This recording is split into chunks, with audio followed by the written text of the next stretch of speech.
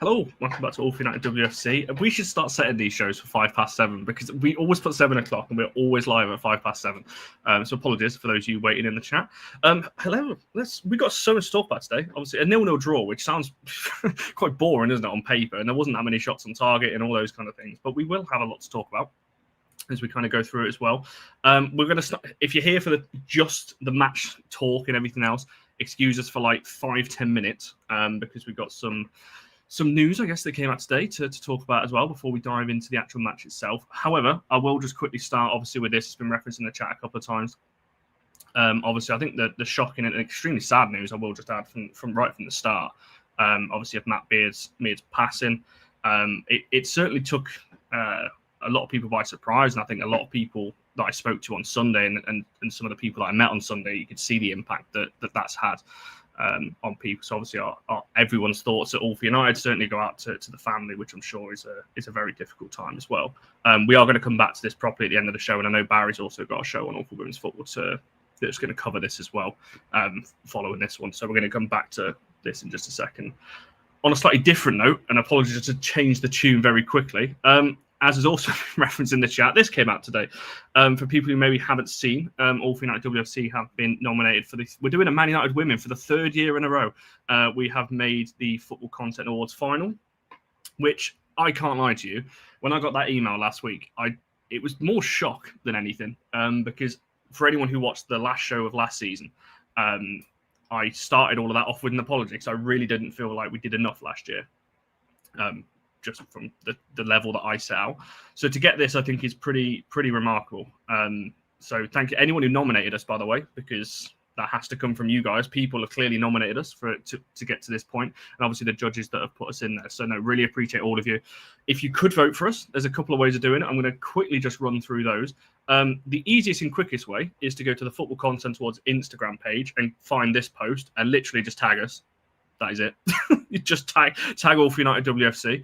Or go to their website, which is, it's footballcontentawards.com, and then just do /voting, and that should bring up a list of categories because there is loads of categories. And then you just need to go to, let me just bring that off screen for a second.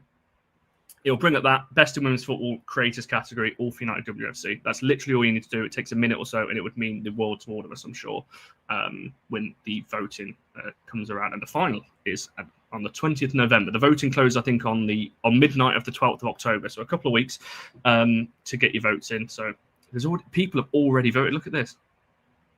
This is incredible. So massively appreciate all of that. And anyone who does vote, it's just massively appreciated from that point of view. Barry, have you got anything to add? Obviously, yourself and Charlie have been with the channel for the 3 years that we've been nominated for this, and even before that, nominated in 2021, I remember as well. So 4 out of 5 or 5 years, it's not too bad.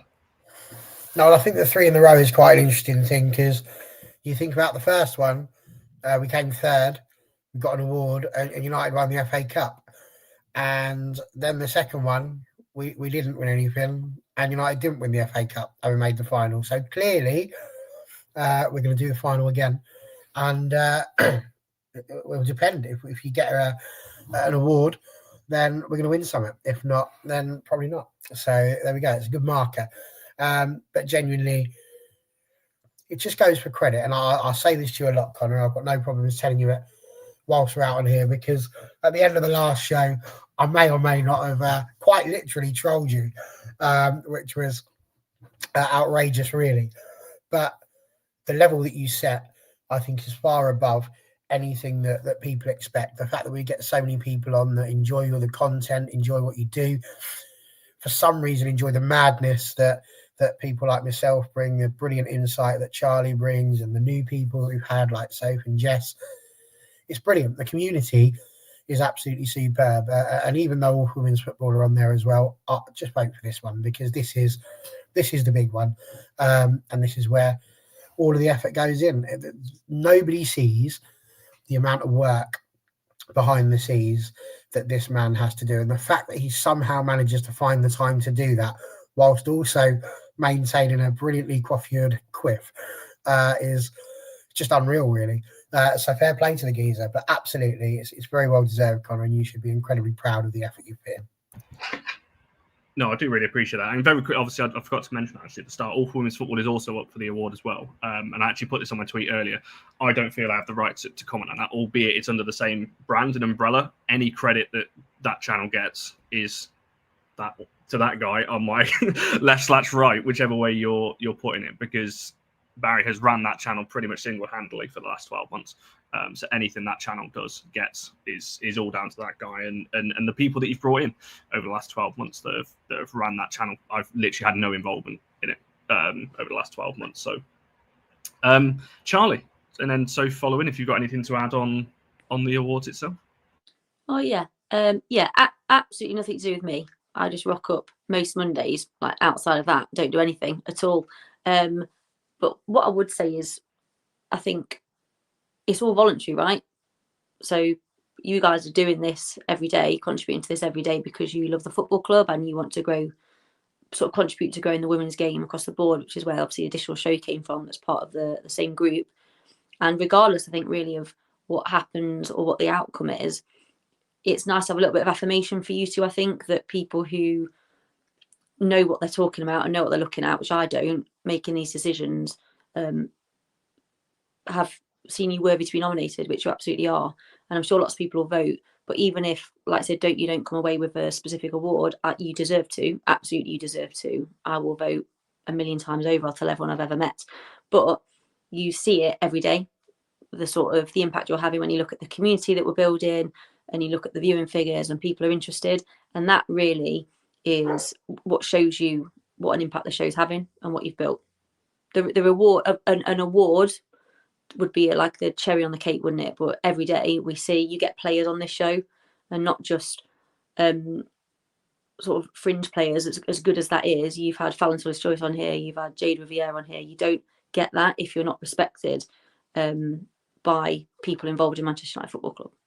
So I think credit where credit is due. You're more than worthy to be up for this award. You should win it. But if you don't, it doesn't lessen what you've created for Manchester United women's football fans. The end. I don't know whether Sophie was going to go straight in or...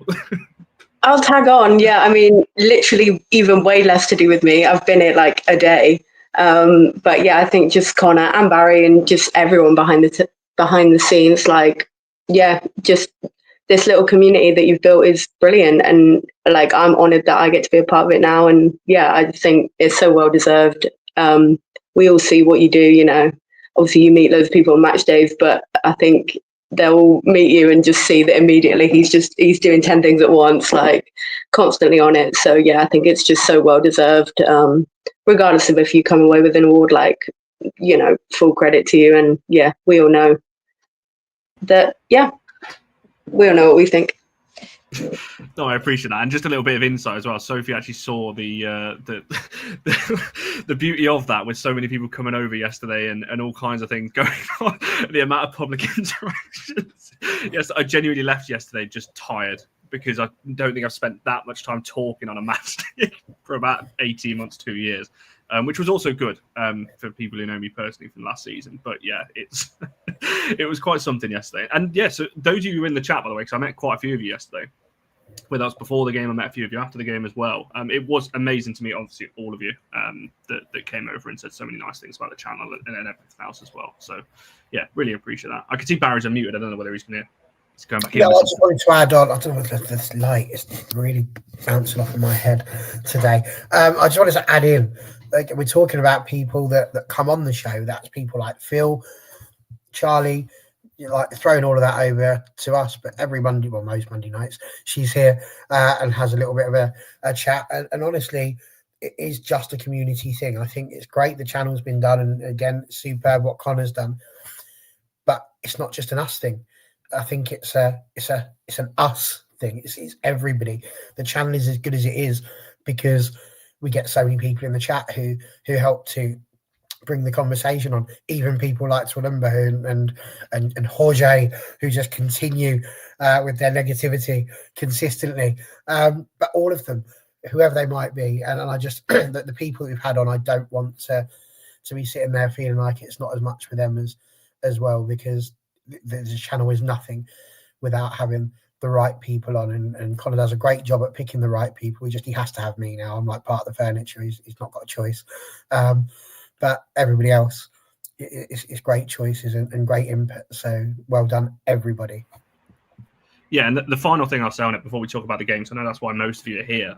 So just obviously, we've had a lot of changes in the team and everything else, and I feel like I'd be here forever if I was like shouting loads of people out and all the rest of it. But I guess the key names, if you will, obviously the people that everyone you've seen over the last couple of shows are who you're going to see for the season. That is our contributor pool for the rest of the season. You're going to see people.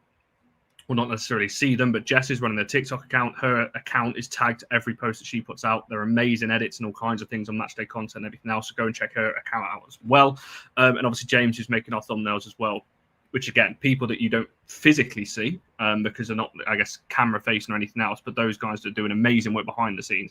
And anyone that helps me out from a personal point of view certainly helps the brand out because it just allows me to push things on as well. So yeah, we've got a very good team of people going into this season, so it's exciting. It's exciting. I say going into the season like we're not already like 6 games in or however many we've played already, but you know we've got a long way to go. Hopefully, anyway, if we can get into more competitions, we can really push on. And that is commitment, Kerry. Listening while at the gym, right in the chat says that's proper commitment. I appreciate that on that one. Right, let's get into the game then. I'll quickly mention the lineup as we always do because there was a couple of changes. One that was forced, no Jade Riviere, and then Elizabeth Turland, who scored a hat-trick 3 days earlier, was on the bench, which I found a little bit strange.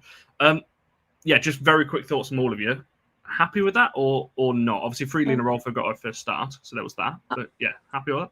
Always disappointed not to see Jade, which I think shows how important she is, but also not surprising because she was not protected midweek at all.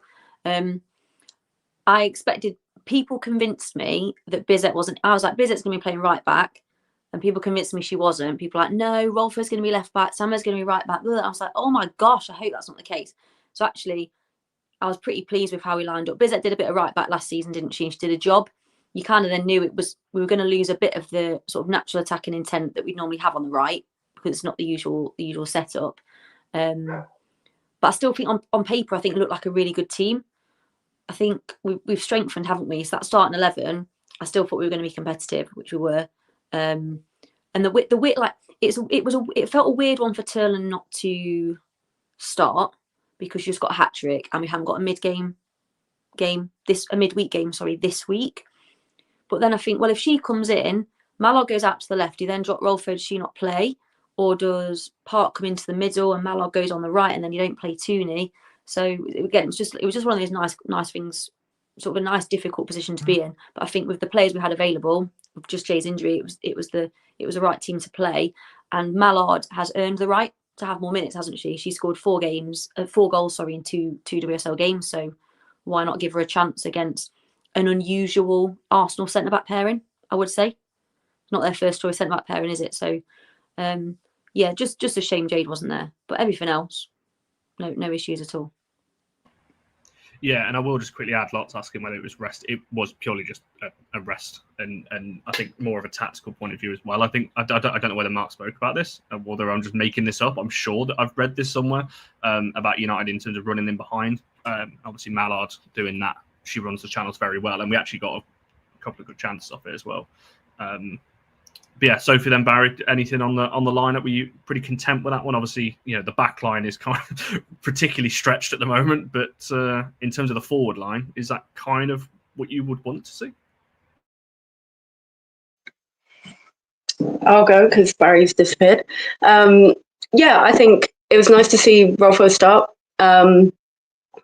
get her, in the starting 11. So pleased to see that. That was good. And yeah, exactly what Charlie was saying about when you have that rotation and then, if Taylor starts, then where does Mallard go? Yeah, so I think, we've been crying out for rotation. I said this last time I was on and we're seeing it. So can't complain too much.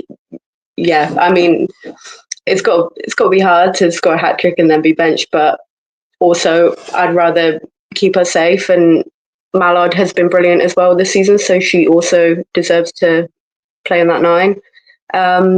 So yeah, I think it's like one of the comments said, it's a nice problem to have where we're rotating, we're trying different things, and yeah, I think overall pretty happy with it. You did say Soph then Barry, didn't you? I definitely did. Good. I haven't disappeared for a giggle. I was just making sure. I'm a bit mutton, but still, I was like, oh, maybe it was me. I think he says it's a rest. I think what he's done there is he's put Rolfer in, and then it was a case of almost like flipping a coin, because Mel's done well, but Liz has done the biz, and I think this is a bit of an issue for us, which is a good issue to have, as been mentioned all the way around. I think it's also interesting that it's answered the question, if Jade's not available, who plays right back? And there's your answer. Celine goes back in to right back, and at least she's right-footed. So that gives us something, I suppose. And in general, she's done all right when she's played right back, always quite good on the overlap as well. So she does sort of bring attacking-wise what Jade would bring. Defensively, obviously, she's not Jade, but she works on that. So I can't say I was too disappointed, but I just think, if you're Elizabeth Turland, you're looking at that and thinking, well, I've just banged in a hat-trick. There's no other game to play now until the weekend.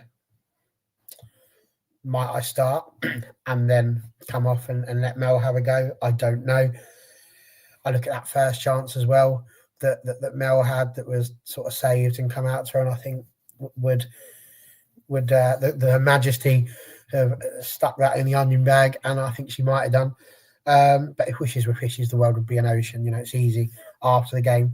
Nobody could have predicted that. So I can't say I was too mad at it, Connor, to be honest with you. Yeah, I'm coming with you. I think the squad is so thin, and I think whatever changes he makes at the moment is going to be, I guess, a talking point to some people. So it's a tough position to be in. I'm also with Ella, though. I've captained Terry for 3 weeks in a row, and she hasn't started 2 of them. So not happy with that. On the old fancy team, I'm doing dreadful. I think in the All for United League, I think I'm like in the bottom 100. I'm having a shocker on that one for anyone who's in the All for United WFC League. But yeah, I was surprised. I was happy, to see Rolfo starting. Like Barry said, I think obviously we've got our answer now. When Jade's not available, it's going to be Bizet that drops there. I actually thought she did all right, actually. Bizet, I thought Arsenal were clearly targeting that side, but I thought she handled it pretty well. I just don't think we had an attacking threat on the right. We were very left. We'd like flipped. We were very left side heavy this time, and trying to play things through the middle a lot more. But yeah, so I thought overall it's just the team where it's at. I think until we get everybody back, and even then it's going to be stretched. Like we know this. It's the same conversation we're having all the time about the squad being thin. So we'll just have to wait and see. Was it Liverpool next, isn't it, next weekend? So if Jade is back in for that one, and Bizet's hopefully still fit, because she went off as well, hopefully, because it was Zagotti at right back at one point towards the end of the game, which was a whole new concept, who again, I actually thought did all right as well, but still not ideal.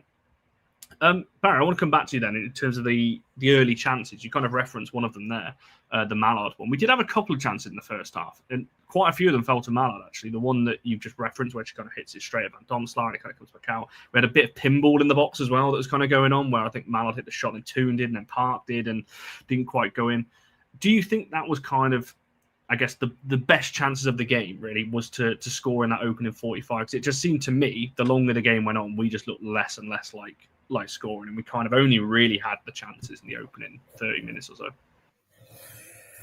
Yeah, I think so. We've spoken a lot about how an early goal settles us down and gives us the opportunity to play with a little bit more confidence. And I suppose, yeah, if we'd have put that one in, I'd have fancied us to go on maybe and win the game. I think this is more of a conversation about how well we did defensively.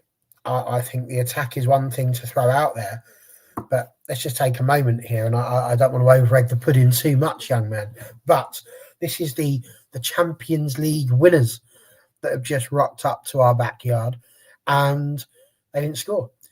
It was 0-0. So, we've automatically done better than their opponents in the Champions League final, which is quite something. So, I think we can sit and talk about the few chances that were had. But on this occasion, I think both stories of this game is about how well the midfield have obviously done. It was sort of relatively even. And I think there's more questions coming out of this one for Arsenal than there is for us, because we've gone out there and done okay. We've done a good job. These are the guys that have just won the Champions League. Therefore, they're the ones that are supposed to push Chelsea. And 0-0. Like, you'd have expected more. Leslie Russo, she's meant to be, all grown up now and sorted. Where's the goals? Didn't see any. So I actually take it. I think I said to you guys, when you play these big teams, you like to see your Chelseas and your Arsenals. If you can't beat them, just don't lose to them. So taking this as a result, I'm all over it. So to be honest with you, Connor, I'm not going to sit there and talk too much about the forward line in that one or any of that. I'm just very pleased that we came away with a point and did as well as we did. Yeah, that's certainly most of the questions I've got written down to us are about the back line anyway. Because I put this up like I asked earlier, and I just think the back line for me was pretty solid anyway. We limited Arsenal to very little. But in terms of going forward, Sophie, I'll come to you and then Charlie following on it. In terms of that, again, same kind of question really about the opening, I guess, 30 minutes. Did you feel like we were going to score with I guess those couple of opportunities that we did have? I actually did, which kind of took me off guard because, yeah, I think I'm of the camp that prior to that game, I've said this a million times to you, Connor, would have been happy with the draw. Having watched the game, little gutted that we didn't score because we did have the chances and, yeah, they weren't super clear cut and a lot of them were kind of, just kind of, a couple against a run of play, didn't have a lot of the possession. A lot of our time was spent defending, but we did have a couple of good chances. Mallard, quite a few very early on. And it was kind of at that point when I was like, whoever scores first wins this. And I think that could very easily have been us. Just a few, it was, again, not clinical in front of goal, but like Barry said, I'm not too mad about it because defensively we put in a really great shift. And I think, it's a different kind of game than we've played so far this season. So not overly upset, but yeah. Yeah, I agree. I think this was like the first, this was the proper test, wasn't it? This was the one. So we expected to beat Leicester, which it was a good performance. Like I'm buzzing with those first two games. You have to beat what's in front of you, don't you? And not everyone does that. And then London City Lioness, we didn't know what we were going to get, and we played them off the park really without getting our second gear. So this was a big test for us. My slight disappointment was, and again, it's because of how good they can be, is that first opportunity early on, Van Domeslaar spilled that. She made an absolute mess of it.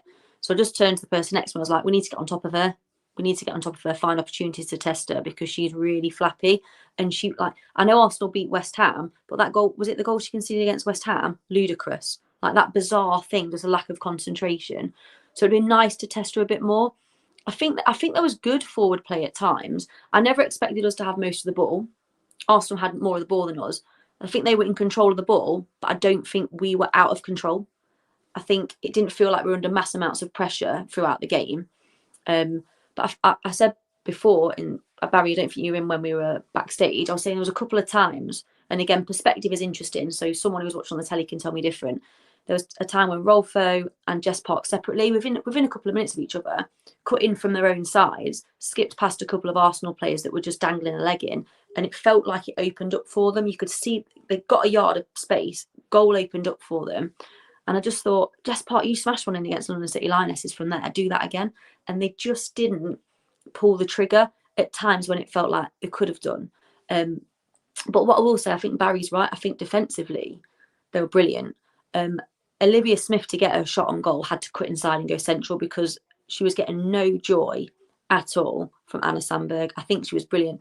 There's lots of chat sort of online with podcasts and punditry saying, Anna Sandberg was pinned back. I think she just did the job she had to do against a potentially world-class winger, within a year or two. I thought Sandberg was brilliant. I thought Dominique Janssen was colossal. And I think the midfield too had to do a very different job against a very talented Arsenal midfield, one of which is probably going to win the Ballon d'Or tonight. But yeah, I thought defensively they were brilliant. And I don't mean backs to the wall, last ditch tackles. They did their job brilliantly and made it really difficult for Arsenal, who were having to throw the kitchen sink at us in the end, get all those attackers on. I thought we were brilliant. What I also enjoyed was, against London City Lionesses and the away game against Bram, the corners and set pieces delivery into the box, we were not dealing with those very well. So Fallon wasn't coming for them, and our defenders, when we were defending against them, was poor. Fallon in this game 2 or 3 times came out and just plucked that ball out of the air. I think there was one near the end of the second half where it just comes out of nowhere. So they'd clearly worked on that. When you've got Russo in the box, Baxtenius in the box, those sorts of players, you need your goalkeeper to come out and command, and she did that, which alleviates the pressure. So I thought there was lots of really good things about the performance. I think I'd say we played with backbone. We didn't have a soft centre. I think too often we've had a soft centre against these sort of sides, but we didn't. We just didn't quite have that spark up front, where when we had the ball in front of their goal, which wasn't often enough, but when we did, we didn't pull the trigger. I think when we should have done to test that goalkeeper is what I would say. I think as well. You probably should have tested her. Because you think about that game against West Ham and that first one, which just pushes it out. Yeah, just get in there. Yeah. I think that's probably why Fallon won the player of the match on the TV as well. You mentioned coming for the crosses and everything. That's because she only actually made one save. It was a good save. She got a goal kick for it, didn't she? Even United tweeted that earlier, didn't they? We'll take the goal kick, because it definitely was. I said everyone that was around me were like, that, she definitely tipped that over. Not quite sure how the ref has not sent that all the line, but I'm sure we'll get to that when we talk about it, especially in the second half. Some decisions. Just on that, by the way, the player of the match poll is in the chat if you haven't already voted, although this is looking like a very clean sweep around Sandberg, I think. Can I ask you a question? On that one. Does like this performance as well, which I get people, I can't see the show comments tonight because I've just on my phone, I've not got my laptop, so I might get absolute pelters here. But that sort of performance where we had less of the ball, we were really clear in what our roles were, the shape of the team was really good, it was really disciplined, I think just gives me a little bit more confidence in the Champions League as well. Against those bigger sides, the fact that we can put in that level of performance, because there's winnable games for us in the Champions League, and then there's a lot of big sides that we've also got to play, because we've been unlucky or not lucky in the draw, depending on who you want to see United play. I want to see them play the best teams, and we've pretty much got that. But I think putting in that sort of performance makes me think we can get something out of those other games as well, if we can do that disciplined performance like we did against Arsenal. Well, I think you used the word discipline. I think that's how I'd probably describe the whole performance, to be honest, was just discipline. Even with all the position changes and, even towards the end of the game when we had Gabby George and Anna Sandberg on at the same time, and they didn't really look, I don't know where Sandberg was supposed to be playing. It looked like a 4-5-1 to me, with turning kind of on her own up front, and Sandberg and Jess Park with the wingers, and then 3 midfield. I think it was Narson, Toon and Miyazawa at that point, because Zagotti was right back. Even then, we still looked disciplined and people knew where to be and to cover each other. So I thought that was good to see. Overall, I think throughout the whole game, from that point of view. So I just wanted to quickly mention, obviously, the play, because there's not too much to talk about in terms of the chances and everything else, because we limited Arsenal to very little. We didn't have all that much either in the game. I'm pretty sure for a neutral, it was probably quite a boring watch if you were a neutral from that one. However, I want to quickly mention Rolfo, because she did get her first start. So it's our kind of first big look at her, really. And there's no pun intended there, because if you've seen her in person, she is massive.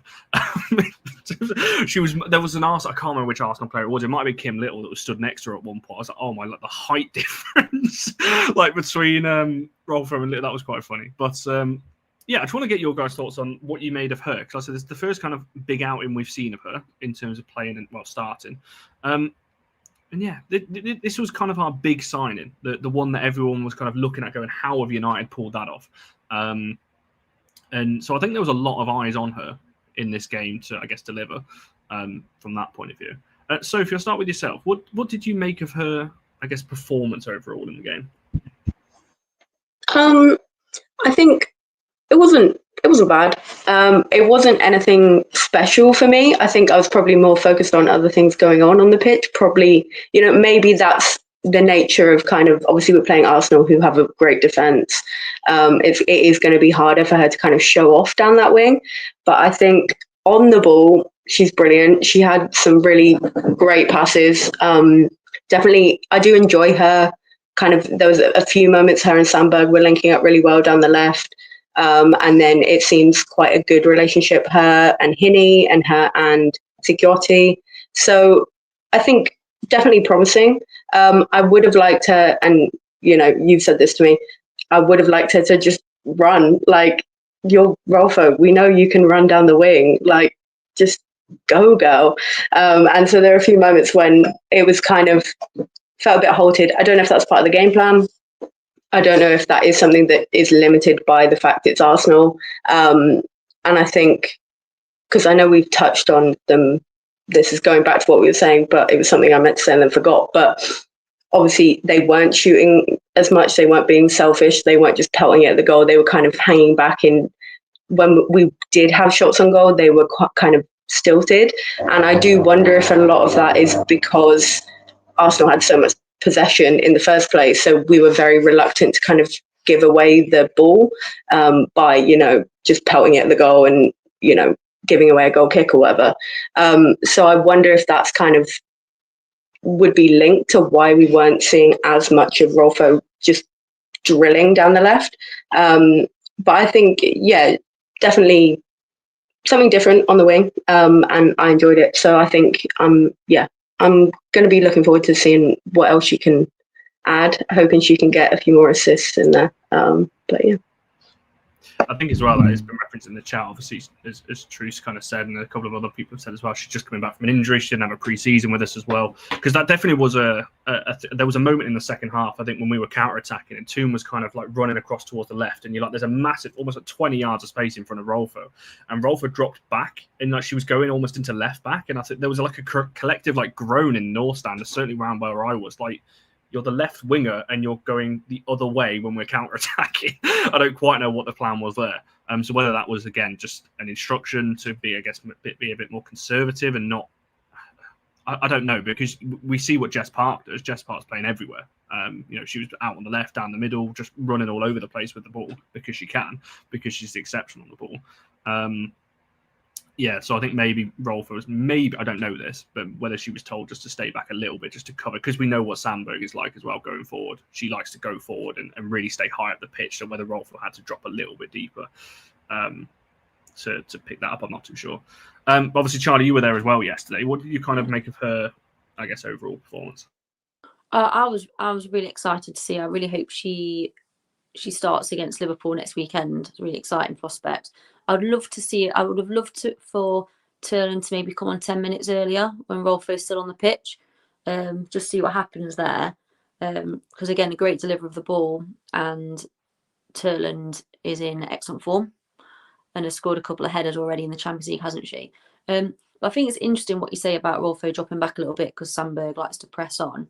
And I don't think that matters as long as the impetus is still to try and attack. Like, not, like I said, like Sophie says, not, don't go gung-ho. Like, it's, you don't want to be ridiculous, do you? Because also we spent a lot of time without the ball, and that's tiring in itself, the level of concentration. What I did like that I saw from her is on that left-hand side when we were trying to play the ball out from the back, which, by the way, we do so much better now under pressure this season. A few seasons ago, we were brilliant at it, then a bit rubbish, much better now. I do think you can see technically how gifted she is in those situations, in tight spaces, and playing the one-touch pass and go and then receive the ball again was really good. But I just think the whole setup was a bit more conservative, wasn't it? I wouldn't say, it didn't feel like we'd gone into not lose, if you know what I mean. It didn't have that vibe to it. But it was clearly just to be a little bit more careful, be conscious of Olivia Smith on that side. And Caldente was often drifting over to that side as well. So yeah, I think you can tell she's a world-class player. And I just think as the season progresses, she will get better and better and better as she gets to learn that left-hand side of the pitch a little bit better. It's an interesting one, isn't it? Because we talk about lots of areas of the pitch, particularly defensively. It's Barry's main bugbear, isn't it? How light we are. But then you look at the left-hand side, the left wing, there's quite a few there, isn't there? There's her, there's Mallard, there's Galton when she's back fit. So it's just exciting, I think. But that's my thing. I've in my head convinced myself that when she's on the pitch for a period of time with Elizabeth Turland, like Turland's going to score like 10 goals in one game. It's going to like ping, ping. That's what I feel. Because in the London City Lionesses, how good was that ball she played through to Jess Park? Just cut out like all 7 or 8 midfield and defenders. But Arsenal are better than them. They're better than that. They're not going to fall for stuff like that. But there was also less runs in front of her, is what I would also argue as well. And that's again to do with the nature of the game and the team we were against. But yeah, it's just exciting. It was exciting whenever she got the ball because she's such a phenomenal player. I think that's it. And Barry said this right at the start. We are playing the current Champions League champions. In that respect, and also as well, I don't want to give too many props to Arsenal players here. I will say that the young kid they've got, I say young kid, but Reed, who played centre half for them, when you hear Mark, Skinner talk about not playing the youngsters in press conferences and things like that for various different reasons, and you look at the other side and you've got Arsenal playing, I don't even know how old she is, was she 18, 19 at centre half, and I thought she was excellent, to be honest. Definitely was a foul, by the way, on Mallard, but we'll get to that in the second half. I thought overall, it was just two teams, I think, that just cancelled each other out. I don't think either team went there to being like, oh, let's not lose. I just think just cancelled each other out because we played 3 days ago, so we didn't have the legs and we don't have the subs to make to throw them on either. So yeah, it's kind of one of those. I certainly don't think we set up to not lose. Do you think there's also like the legs or the players to do it? There's also like an element of like recency bias. So also you watch the game and then with like 90 seconds to go, Tooney's through on goal, right in front of the terrace. Sure, she's going to score. She's not that far away. So then in your head, you're like, oh, that's what I was like. I was like, we can't even win. Can't believe we didn't win. Can't believe we didn't win because she had that chance at the end. But I think you're right. Conor. It was just 2 heavyweights, wasn't it? Had a little bit of a slugfest. Like it wasn't pretty, particularly from either side. We're probably the happier of the 2 teams with that result. And I will say again, I thought defensively as a unit, I think that's the best I've seen us. I thought we were brilliant.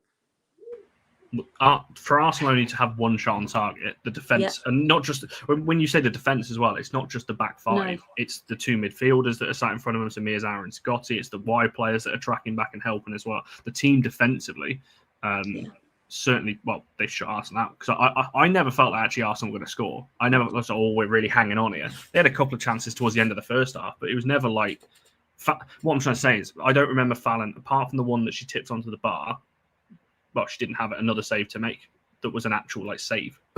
And against a team like Arsenal, who have had a week's rest when we've only had 3 days, that is quite a feat to be able to do that.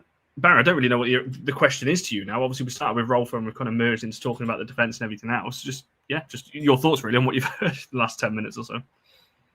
I think the girls have summed it up quite eloquently.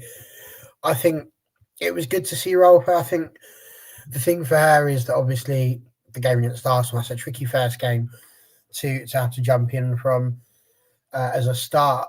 She's played a few games, had little moments, but she's still got to get used as well. I don't want to sound like Mark Skinner here, but she's just still got to get used to the team and how they play and what's going to be expected.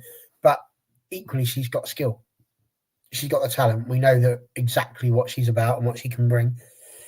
So, I didn't really expect in this game to see huge amounts from her because I don't think that was the game, really, for us to be able to judge any of the front line too harshly or too critically. I think it was such an important game, and then people are talking about the press.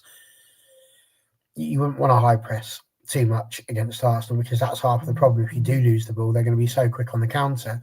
And as we've seen, we are a little bit light defensively, as we said. So it's not a great idea to have the players doing that. So I was really happy with what we saw from Rolfer, happy what we saw from all of the players. I do think that there'll be other games, as Charlie mentions, next week being one of them, where hopefully we will see them sort of pull the game up a little bit more, be a little bit more enjoyable. This wasn't that game. This was get in, get out, don't get beaten. And that's so important. Like, we sit here and we look at the fact that Chelsea have gone to the top of the league, but Chelsea haven't played really any of the big guns. They played Man City, but like I said, they've not really played any of the big guns. So it's quite important that we've got to see how Chelsea get on against Arsenal. We've got to see how Chelsea get on against us. And for me, that's going to be the litmus test. We've done this against Arsenal. That's great. Champions League winners and all that.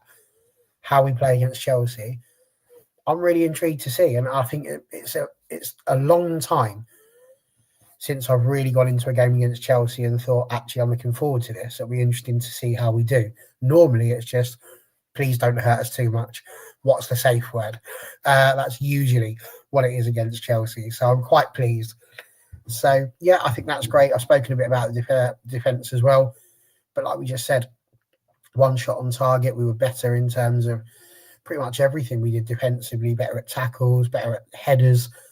And really, Fallon only had to make one save, but it was an important save. So I was just really, really happy with how everybody performed, because it was much harder for us. Like, it's 2 games preparation, plus we've had all the travelling about that we had to do the week before, and the European game as well. It's just too much. It's a lot to have to get through with such a threadbare sort of squad.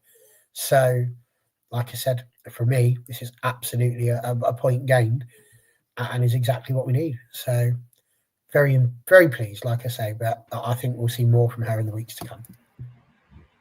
I literally don't disagree with anything you just said there. Sorry, if you saw me looking at my phone then, it's because I was trying to fact check something.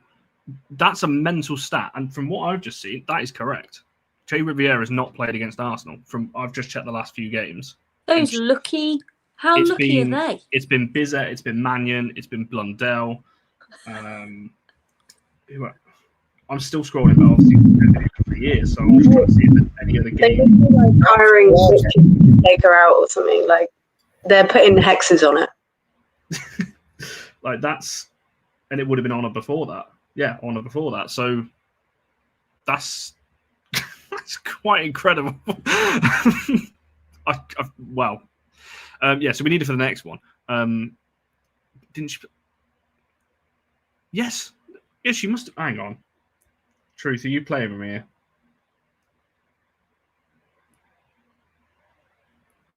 She came on. She came on in the 60th minute. Okay, so she didn't start that one. Aoife Mannion started, but she did come on towards the end of the game. So that's where that one from. Okay, so we'll rephrase that. She's never started against Arsenal, but she's not played. But she has played. So there we go. Slight rephrase. But even still, that's mental to me, considering she's been in the club for a couple of years now and she's not started, considering you play them at least twice every season. I don't remember that game, but she must have been injured, or something must have happened, or she's just come back from injury, because I can't think of a world where against Arsenal you start Aoife Mannion at right back over Jay Riviere. Was it last season at the Emirates? She came on and then she got injured and they didn't take her off. And then that saw to the FA Cup final. Was it not that one? Was that not the Etihad? Oh, was that the Etihad? I don't know. Those big places. But yeah. So I don't really disagree with what's been said, to be fair. I think overall, it's.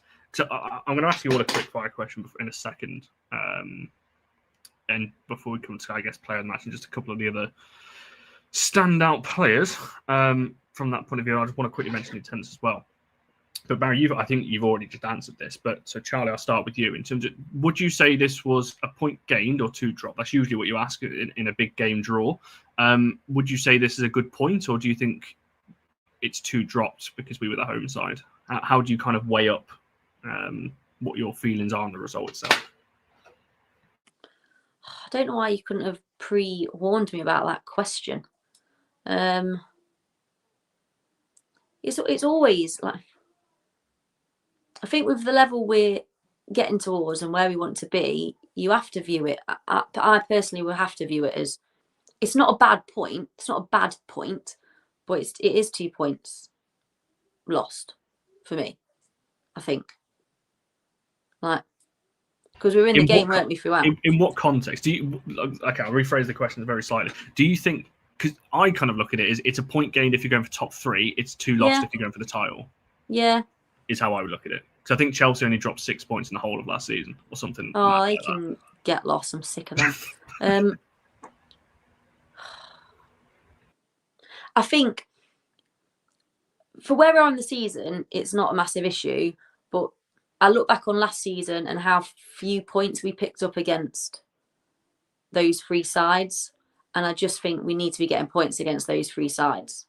When we had that really good season a few seasons ago, we got a lot of points from them, didn't we? We beat Arsenal and drew them at home, beat City. I think my aspiration is for top of the league. That's where I'm always looking for them. That might be misguided, that might be misplaced, I don't know. But I just feel like, I don't know, we were in that game so comfortably. I will always say at home, we need to be looking to win every game. Yeah, I think that's fair. And there was a good point in the chat. Yeah, the squad is thin. That is what it is, isn't it? We're stuck with that. Skinner's made it clear he's not happy with that, but that's the situation that we're in. And our starting 11 I thought was great. I thought it was brilliant. It's also been so overlooked that we've got 3 new players and they're all just playing football immediately. Like, that never happens. Wouldn't normally see them till February. But yeah, I'm always going to say, always win all your games at home. That's what I want for them. Win all your games at home. Well, as Barry mentioned, Chelsea a second ago, we play them in a couple of weeks, so we'll find out how that test goes versus that. They don't look that convincing at the moment. That's them all over, though, isn't it? They don't look that convincing, and yet they still win.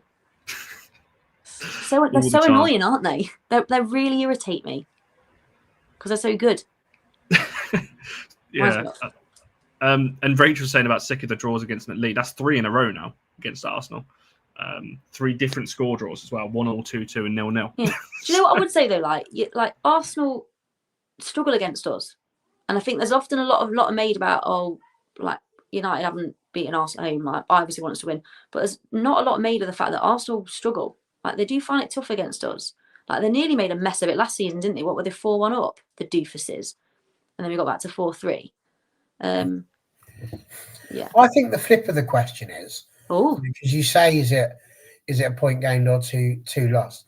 I think the question is more, if somebody said to you before the game, you can bank a 0-0, or no, you can see how the game goes. How boring.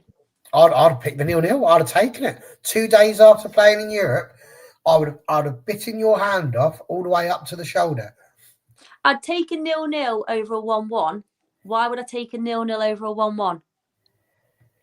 Still a clean sheet added to Fallon's. Yeah. Boom. Best keeper in the world. Yeah. Yeah. I said to Sophie pre-game and Ella and Laurie, who was with me, I said I'd have taken a draw because the squad that we've got is not big enough, I don't think. This, to me, was a test on what we're going to see for the next couple of months, because when you look at our October and November schedules, they are stacked. They're like this, where we play every 3 days. Especially, as I said, in November, when we've got PSG away, PSG at home, Man City away, and then Wolfsburg away within 7 days. That's so exciting, though, isn't it? Isn't that so exciting? No? It is. When you look at the caliber of the games, I worry for the squad a little bit. Yeah, we're 10 players short. Who cares? Like, isn't that so exciting? I think we win all 3. Win, win, win. I think you've got a chance of getting on, Charlie, to be fair. I'd be good. I'd try really hard. I'd have my shirt tucked in. I'd wear my socks properly, and I'd have a normal sized shin pad. Proper old school. I'm so excited. Like, we might lose like 10-0 to Leon. I literally don't care. Like, we've got into the league phase. That's what this is all about. 8 points, guys. 8 points, I reckon, and we're in the knockout. We're in the playoff. I reckon 8 points will do it. The league format works. I reckon it could, But also, this is a free hit. I think we can also win 3, but I'm not saying who because I don't want to embarrass myself. But I think we win 3. We've never done this before. No, we've never done it before. So this is a free hit. Whatever we do is the new baseline. Before, we never made it past the 3rd qualifying round. We've done that now. Boom, ticked off. Next. And I just don't think that we're not going to finish in the top 12. Like, I don't see how you can't tell me that there's not 6 teams worse than us. Imagine if, like, we did. Do you remember that year when Portugal won the Euros and they didn't win a single game in real time? Imagine if we won the Champions League before Chelsea. People would be sick, wouldn't they? It would just be the best. I'm dreaming now. Well done, I Connor. can see it happening. Domestic treble, Champions League. Here we come with a squad of only 12. Amazing. But you know what? I have said since all those years ago when people kept on going, you've got to rotate, you've got to rotate, you've got to rotate. I've said it so many times. You need a team that is picked pretty solidly and religiously with just a couple of changes.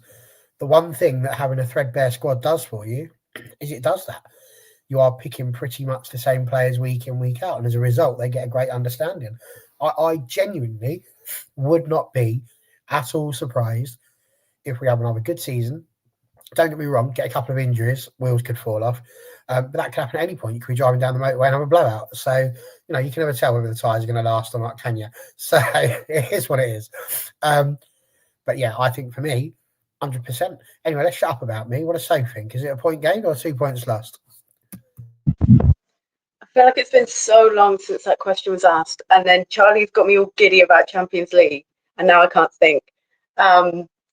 Is it a point gained or dropped? I would say overall, I would honestly say gained. Exactly what you were saying, Barry, about would you take a draw? 100%. Yeah, but after some of those chances and some of how we played, it feels a little bit like points dropped. But that being said, we're saying, yeah, it's points dropped if we want to contend for the title. But Arsenal are who we're contending with. So I think more importantly of whether or not we've gained or dropped, they've definitely dropped, in my opinion. So I'm happy about that. I've seen that comment, Connor. Which one? The Roses one you want about, mate? The one where you've named me. No, that's not me. That's Rosa. Okay. No. Barry's one. For people who are just listening along, that's the comedy one. I agree with you. I don't know who's right. I don't know who said it. I feel insane. I'm thinking about Champions League and how we're going to win the treble. So I don't know what I'm talking about now. I think I was. It's lovely. It's lovely to think about winning the treble, isn't it? It's a really nice place to be. It's lovely. To be fair, I was too busy getting distracted by this, which just completely threw me off while you were saying that. Yeah, that's probably comment of the night so far. So well done, Rosie. You've won the comment section so far, unless anything comes in the next 10 minutes or so. I was going to say, I don't know why you were getting paid for that. Catching strays there for sure. Anyway, so yeah, I like I said, I would have taken a draw before the game. So like just where the squad is and everything else. However, I have always said in the past, when I look at the games against the big three, I always say win your home, don't lose your away. So I can kind of see Charlie's point as well. Yeah, I don't know. I think if we had Jade and we had more of a bench, then yeah, I'd be a bit more like, come on, like let's at least go for it. I just think the squad where it's at, you've got players playing out of position all over the place. Like, and we played 3 days ago. I'm pretty content with it, to be honest. I'd take a draw. Where Charlie is absolutely correct, without question, is that we had 2 clear-cut chances and they didn't have any. So in the context of the game, we could have won it and perhaps should have won it. But they're so minimal, the number of chances that were available. Yes. It's a 6-7, is this what they're all saying now? It's like, it could be. I don't know. Yeah, literally that. Right, I'm going to end the player of the match poll in just a second. So if you haven't voted, make sure you vote on that one before I come to that. Before I do, I want to quickly ask, particularly you two who were there yesterday, because it was a record attendance, and it was beaten last year's record, which was also against Arsenal, which was 8,300. This was 8,600. Because we spoke a lot about the attendance this season, about how it's going down, and about the SK brand. What is Barry laughing at? I'm sorry, it's really put me off because I can just see you laughing. I've got no idea what for. Even when I try and keep it all down low, you're still gonna laugh. I can't. So I just do that. Is that easier? God. Anyway, but so 8,600 were there yesterday, which is a new L3 record. And the reason I bring this up, obviously, one, because it's a record, but also we've spoken a little bit about the attendance being lower this season. Well, last season I said it a lot as well. The SK Brand game was a little bit disappointing. It was only 2,900 in a big must-win Champions League game. Charlie, I'll start with yourself. Obviously, firstly, just on the record itself. I guess I don't really know what the question is, but also what did you make of it? 'Cause to me, I don't know, but this is going to sound so weird. It didn't feel as busy as I thought it was going to. I don't know. It seems weird. It felt like other games have been busier than that. When the players were coming out, it looked quite patchy opposite the terrace in the south stand and the west stand. But then, like, you see that happen at Old Trafford, don't you? It looks a bit patchy, and then everyone stands up when the players come out, and then when they sit down again, it's packed. I thought it was decent. I thought the crowd was really good. I thought there was a lot of hard work from the east stand that were right next to the Arsenal fans. I don't think they were there in as larger numbers, is what I would say. But they weren't as noisy as they normally are, because they're decent following, aren't they? Loud, and they weren't as loud as normal. Just a lot of scarf waving. But I thought there was a big effort from the south stand and the east stand to make it noisy. I just love it like that. And you just think, forget the away following, because you can't impact that for the likes of Everton and Leicester. Like, there's nothing we can do about that, really. That's on them. But you think, if United could regularly be getting in 6,500, I think that would be brilliant. You just look at all those people that came, and it wasn't like half of them were United fans. It was United fans all over the shop. Like, just like come when we play. Who do we next play home? Chelsea. Like, it will be the same against Chelsea, won't it? But like a few weeks after that, when we're playing Everton at home or whoever it is, like, show up then. I just want to see them there, because I think it just adds to the atmosphere so much. And I don't know, it was dead good. Every time it happens against Arsenal, City, Liverpool, occasionally Chelsea, I just think, I wish like an extra 2,000 or 3,000 would come back when we were playing the less known other big free sides that don't have as many Lionesses in their team. No, I agree. Like those United fans that came yesterday, if they're football fans generally, like normally, you're looking at Zizotti and you're going, she's incredible. I want to come and watch her again. Like, you're looking at me as well and you're going, amazing. Look at Dominique Janssen. Like, you just think, it's amazing that England women's team have been so successful. I'm buzzing. Like, they've made me absolutely cry like a baby twice, okay? England women's team. But even just like 20%, 30% of those fans that wouldn't normally come who were there yesterday came back regularly, I think it would just have a really positive impact on things. No, I agree, and I said this to the guy I was sat with after the game. Sophie backed me up on it. Like, I'm surprised how quick it emptied. Like, it was worse for Leicester, which was like half of that crowd, to get away from LSV. I couldn't believe it was very well organised, I have to say, because the ground, like instead of the park and everything, emptied so fast from that one. So yeah, fair play on that. And you mentioned that I can't swear on it because it gets us marked down or whatever else. However, the chant that followed the scarf waving, Charlie, was very amusing, because that seemed to have the whole of North Stands chanting basically, "What the hell is that?" Which was very amusing. But I agree, because I actually said this on after Thursday's game. South Stand, because I was in South Stand on Thursday for the SK Brand game, it was good for the most part. And I think if you can start getting other pockets of, vocal fans in other stands, it does start to build an atmosphere around the ground, not just coming from one section, which I think is quite good. Obviously, so you were still pretty well.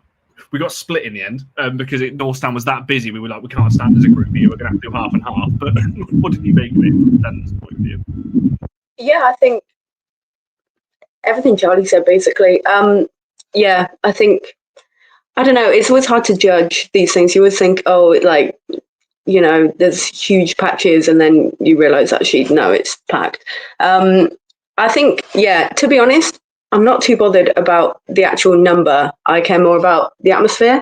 And I think the atmosphere was brilliant yesterday. What day are we on? I thought it was great. Like, I'd rather have a few less people there who are willing to make some noise and get behind the team than a bunch of people stood there like lemons. So, yeah, I thought it was brilliant. I think, especially like we were saying, hearing it from all around the stand rather than just from North, which you often do here. And yeah, there was some back and forth, which I really enjoyed. We need more of that. So, yeah, I thought it was a really good atmosphere. And I do think if we can hopefully maintain that somehow, that would be brilliant, because, this is the thing, even if you aren't playing the likes of Arsenal, we've still got, I don't necessarily agree with people backing the team just because there's Lionesses in it, but we've got them. So why aren't you coming? And players that excite you as well. Jess Park is one of them. Ticks both boxes in that respect. And some, I don't know. Yeah, I just want to see it continue to go in that direction. I don't want us just to set a record and then it just drop back down to a couple of thousand again, which it will drop again for sure, because you're not going to get a record every single game. But I don't want it to drop so far that it's just a mile off. Like the league, I'd be expecting over 4,000 no matter who it is. The good thing about the home Champions League games, as long as the times don't change as well, is they're 8 o'clock kickoffs, which I think that you can't underestimate that. So I'm just an individual, obviously. One person being there doesn't impact it. Well, it does by one person, obviously, simple math problem. But like I work all the way down in Leicester, and if I want to bring Evie with me, I've got to leave school, drive to her school, and I've got to do. It's just impossible. Like it just can't be done. But it being at 8 o'clock means that we can get there. So I think that's important as well, is those midweek games looking at the times, because even if you're not too far away, if you're at work till 5:30, 6, it's a bit awkward, isn't it?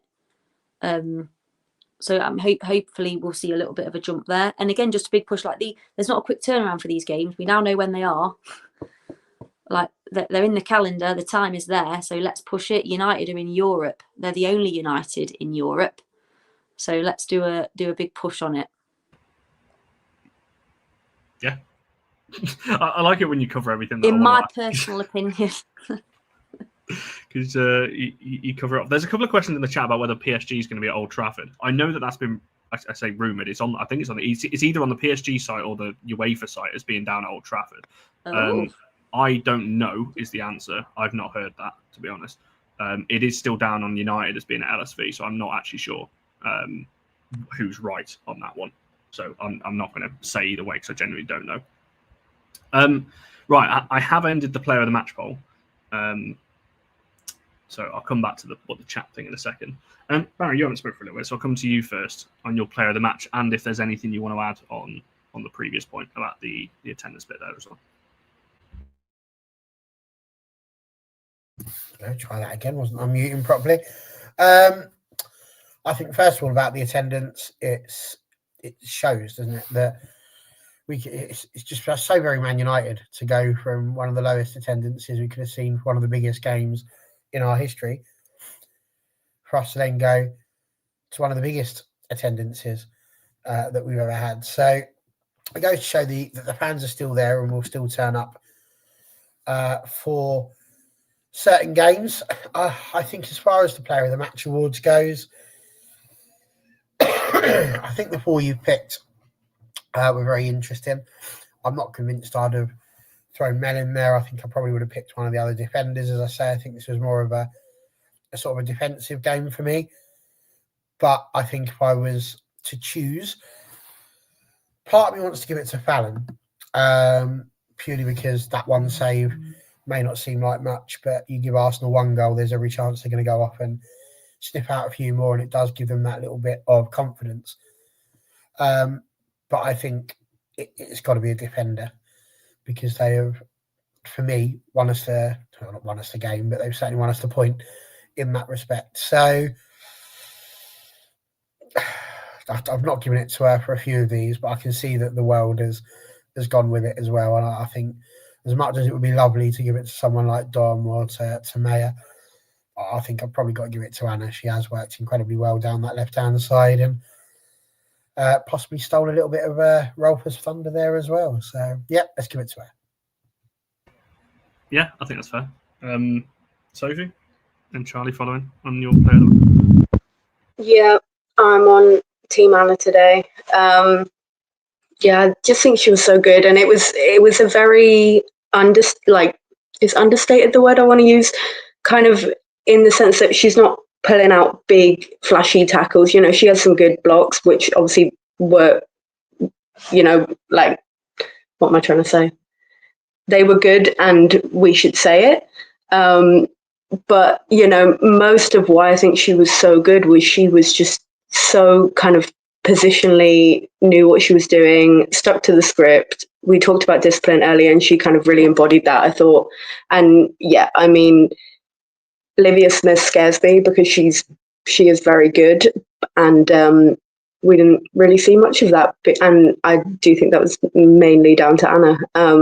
Yeah, I think she was just putting a good shift. And I think as well, I feel like we've talked a lot about how good Sandberg's been this season, but most of it has been on the merit of her attacking prowess and kind of, her balls in, her crosses, her running down the wing. But I think, this was obviously a different kind of game, and we really got to see her shine defensively. So, yeah.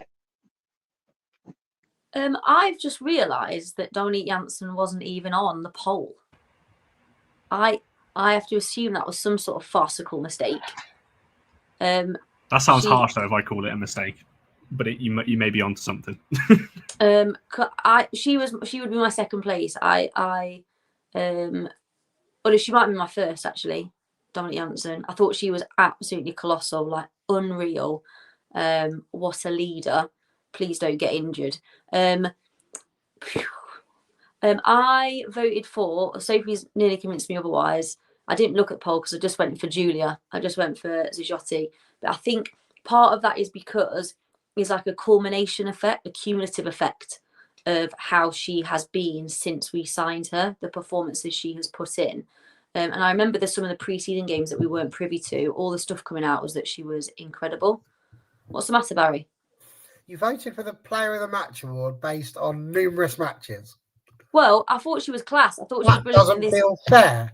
What doesn't feel fair is the actual player of the match not being in the poll for player of the match. So what you're saying is you would have picked Dominique Janssen? Yeah, I would have done. That's the answer. That will do for I me. think, no, because what I'm saying is I think Zijotti has been absolutely class for us. I thought she was brilliant against Arsenal, both in the centre of the park, but also when she shifted into right back. I think she did a real job on shutting up that midfield a little bit, and Arsenal are very strong in the middle. And yeah, there is a little bit of an element of she's been that good throughout, and it's gone under the radar. So that has contributed a little bit to what I've done today. Also, I historically voted for Anna Sandberg on a different poll, and actually, I like to spread the love. Is what I'm doing. I loved you, and I also remember when we signed her before the first game. I said of the three, we didn't have Jess Park at the time, or maybe we did, but I said Rolfo's like the luxury signing. Jess Park's better than Grace Clinton, but I said that I felt like Zijotti would be the one that would have such an impact on how we can play as a unit. And I think, guys, I was absolutely correct. Someone minute that and date it, because it might never happen again. But I think I was correct in that. I'll change your I mind. think she's brilliant. And I loved the last 5 or 6 minutes. I loved about her. I've made up a narrative in my head that she was sick of the referee pinging us for everything, not giving any fouls against them, that she thought, do you know what? I'm just going to kick the SH1T out of everyone on this side of the pitch. And she did. Boom. Taylor Hines. Down you go like a sack of spuds. Beth Mead, although she pretended she got kicked in the head, which was annoying, really, really annoying, what an absolute cheat. But she got an actual kick from Julia later on, and it made her cry. So I love that. I love that battle. Like I said, played with backbone. We haven't got a soft centre anymore, and she is a big part of that, I think. The end. Done. Julia. I'll change my mind. I'm giving player of the match to Elizabeth Taylor. She's got a brilliant. Based on previous performances. That's what I'm going for. You do what you like, though, Barry. There's no rules set out before. If you want to, you could have said, had Turlin played earlier, she would have scored a hat-trick, and therefore you're going to give her the player of the match as if it happened. You do what you like. You do you. I do what I like, to be fair. It gets me in a lot of trouble. To be fair, Rachel Williams, for the 80 seconds that she was on, was actually all right. She did hold the ball up well. She played 2 good passes. So, yeah, fair play to her. Actually, I'll give it to Rachel Williams because she got a great goal against Chelsea a few years ago. That's go for that one. I'm giving mine to Jay because she's going to be brilliant next week. Guys, this is great. I'm loving this. Manifest it. Imagine. Can't wait for them all to have a little trophy and me going, way in May. 3 in a week. Easy. Oh, jeez. Yeah, Yeah, so I'll admit it. There was a mistake on the poll, and I've actually got messages to prove it. The first message I sent Jess actually after the game was my player of the match was Sandberg or Janssen. So Janssen should have been on there. So You've got to do it again then. Veto it. Start the poll again. You can't do that. But Dominic Janssen has to be on the poll next week, even if she scores 3 own goals. You've got to put her in it because we all deserve a chance to vote for her. Because otherwise, Charlie won't be able to say, I picked Dominic Janssen because I thought she had a great game last week. There we go. Right. See? Julia had a great game this week. Guys. Zigotti was up there as well, to be fair. She was, especially because she played right back as well for the last 25 minutes or so. So I thought she was good as well. I would have gone for Sandberg anyway, just because of, but Janssen should have been up there. I'm getting told off now. You really are. You're coming across like Trump now. Thank you, Becky. Thank you, Rosa. Exactly. It's all going wrong. Poor Connor. It's because I wrote about Mallard earlier. Although I will just say, because this sounds really harsh, Mallard was good, I thought. I know she's getting a bit of criticism. I thought she led the line really well. Connor, it's fine. Don't worry about it. We all make mistakes. If you're a proper politician, you would have dug your heels in and denied any wrongdoing at all. So don't worry about it. That 2% that voted for Melvin Mallard, though, that was you, wasn't it, Connor, on your bad account? Because nobody else has done that. I was going to say, so the poll results are in. Sandberg was 70%, tullis-joyce with 19%, Scotty with 9%, which should be 10%, I think, and Mallard with 2% on that one. So, yeah, bit of a bigger winner. But Anna is a fair winner, take nothing away. And I think that's her. Is that her first? Has she won one? No, she must have won one already this season with the Champions League qualifiers. I'm assuming she would have won one. I'll have to double check that. Although I don't think she has. Turlin would have took them because she scored the hat trick, and then in the away game in Norway. No, I don't think she has. I think that might be the first one. I might be wrong. Anyway, congratulations Sandberg on that. Who won last week? I can't even remember what happened yesterday. Was it not Mallard? She got a brace. Yes, it was. It was Mallard for London City. She got a brace of percentages in this vote, so that was nice. So there we go. Right, we will round it off there because we've been going for an hour and Barry's got another show in 13 minutes. So if you want more wider women's football reaction, All for Women's Football is the place to be in 13 minutes. Well, give them a bit longer, 15 minutes time. So you've got a bit of overlay on that one. I'll remind everyone again, if people haven't seen the Football Content Awards, if you go to this website, you can vote for us over there as well. That website will bring up this, and you literally just choose it in the drop down, or you can head over to Instagram and literally just tag us in the account on there from that one. So very easy, and any vote that for us is massively appreciated. Right, I want to end this show. It's going to be a slightly different end, but I want to end this show right by where we started it. Obviously, over the weekend, women's football lost a big part of itself. Someone who has been a mainstay, I think, and a big, I would call it a cornerstone for women's football over the last 2 years. And obviously that's with Matt Beers passing. And I wanted to end the show with just this, really. I think it's been a tough weekend for everyone to process, really, the news overall. And I know from speaking to people and for people who will have seen player posts and all that kind of thing, how much this has affected people. I think what I want to say is it's rare you see football managers so, I guess, just universally liked, by current players, by former players, club staff, the media. And I think that's just a testament to the man that he was and the manager that he was. And I think I know from speaking to friends of mine and other media colleagues, I guess, that I've got as well, and listening to the stories that are, incredible to hear as well. And the person he was, I know how loved he was. And I think we need to learn, I think, as a society to tell people that more when they're here. It's nice, and all these stories that are coming out now, I think, are amazing. But I think this should have been said weeks ago, months ago, and I'm sure they were in smaller quantities and everything else. So I don't think his legacy as a manager, as a person, will ever be forgotten. That's for sure. I just want to say, if you take one thing away from this show, I just want it to be: you see people in life, you see us on screen.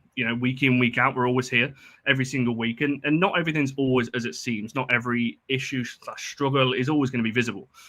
So after this show, as I said, I want you to take one thing away.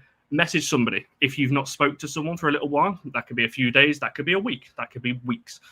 Drop them a message after this. Just ask them how they are. Send them a funny TikTok or a tweet or something that you haven't done just to check in on where they are.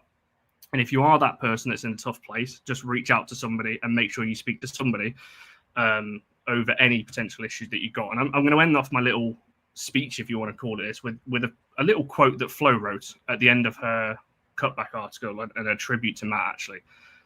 We all just need to remember, I guess, the impact that we have on each other, those little moments that really do mean a lot and make the difference to people. So I think have a good week all, look after yourself, but also just look after each other and just listen to what I said there. Reach out to somebody and message whoever it is, whoever that person is to you, just ask if they're all right. And I think that's the most important thing.